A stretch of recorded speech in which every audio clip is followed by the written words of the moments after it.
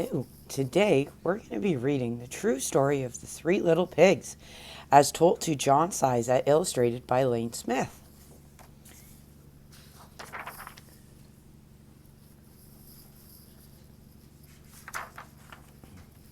Everybody knows the story of the three little pigs, or at least they think they do. But I'll let you in on a little secret. Nobody knows the real story because nobody has ever heard my side of the story.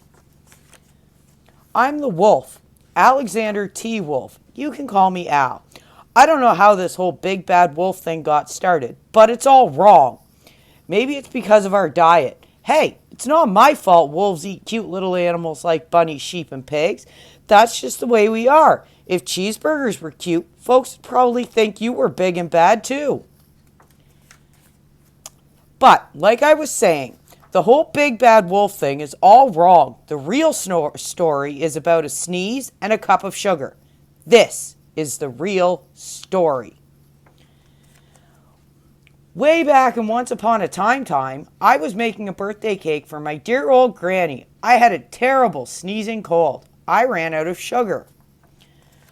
So I walked down the street to ask my neighbor for a cup of sugar. Now this neighbor was a pig, and he wasn't too bright either. He had built his whole house out of straw. Can you believe it? I mean, who in his right mind would build a house of straw? So, of course, the minute I knocked on the door, it fell right in. I didn't want to just walk into someone else's house, so I called, little pig, are you it? No answer. I was just about to go home without the cup of sugar for my dear old granny's birthday cake, and that's when my nose started to itch. I felt a sneeze coming on. Well, I huffed, and I snuffed. And I sneezed a great sneeze. And you know what?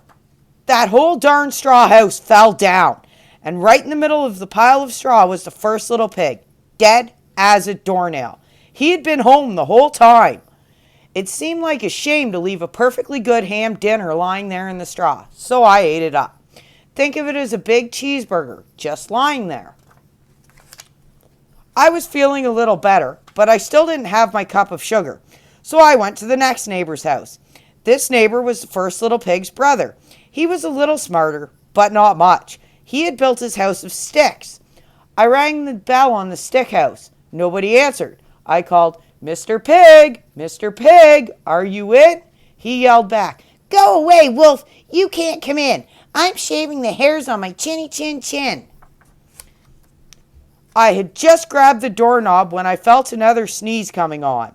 I huffed, and I snuffed, and I tried to cover my mouth, but I sneezed a great sneeze.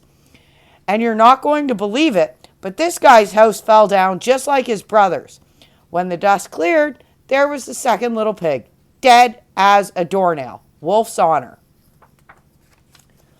Now, you know food will spoil if you just leave it out in the open, so I did the only thing there was to do. I had dinner again. Think of it as a second helping. I was getting awfully full, but my cold was feeling a little better, and I still didn't have that cup of sugar for my dear old granny's birthday cake. So I went to the next house. This guy was the first and second little pig's brother. He must have been the brains of the family. He had built his house of bricks. I knocked on the brick house. No answer. I called, Mr. Pig, are you in? And you know what that rude little porker answered? Get out of here, wolf. Don't bother me again. Talk about impolite. He probably had a whole sack full of sugar, and he wouldn't give me even one little cup for my dear sweet old granny's birthday cake. What a pig! I was just about to go home and maybe make a nice birthday card instead of a cake when I felt my cold coming on. I huffed, and I snuffed, and I sneezed once again. And that third little pig yelled, And your old granny can sit on a pin! Now, I'm usually a pretty calm fellow, but when somebody talks about my granny like that, I go a little crazy. When the cops drove up, of course I was trying to break down this pig's door, and the whole time I was huffing and puffing and sneezing and making a real scene.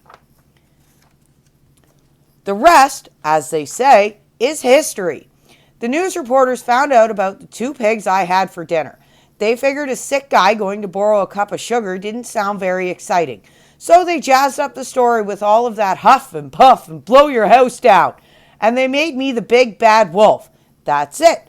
That's the real story. I was framed.